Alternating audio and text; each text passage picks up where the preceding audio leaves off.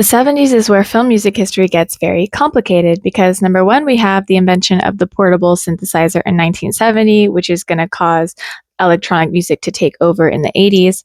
And then on top of that, in terms of Hollywood, we're talking about both the blockbuster music and the new Hollywood counterculture. They're using completely different music in their films. So in terms of the blockbuster, we're talking about an orchestral classical score revival. Because if you remember, by the late 60s, orchestral music wasn't popular anymore. It was pop and jazz ensembles. But in the 70s, we have a revival. So think about Star Wars, Star Trek, Close Encounter, Jaws. They're all using orchestral, original, composed scores.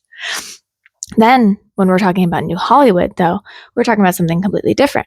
We're talking about commissioned and compilation soundtracks and hybrids of both. So, if you think about Easy Rider, Mean Streets, American Graffiti, these are all compilation scores. So the director is getting music that has already existed that's not made for the movie, and they're fitting it into the movie. And this is significant because it's a flop of what is originally happening with original composed scores, or it's a flip because you have music, if it's originally composed, it's fitting itself into the film. Where when you have music that is already existing, you're having the film editing revolve around the music. So you see the flip there. Then we also have the commissioned soundtracks. So think about Saturday Night Fever and The Graduate, where the Bee Gees were making original music for Saturday Night Fever, where Simon and Garfunkel they made an original song that became the main theme song for The Graduate. These are hybrids though, because they have both the commissioned music, they have compilation music of music that already existed. And then on top of that, they also have original composed jazz scores. That's why the 70s is really crazy.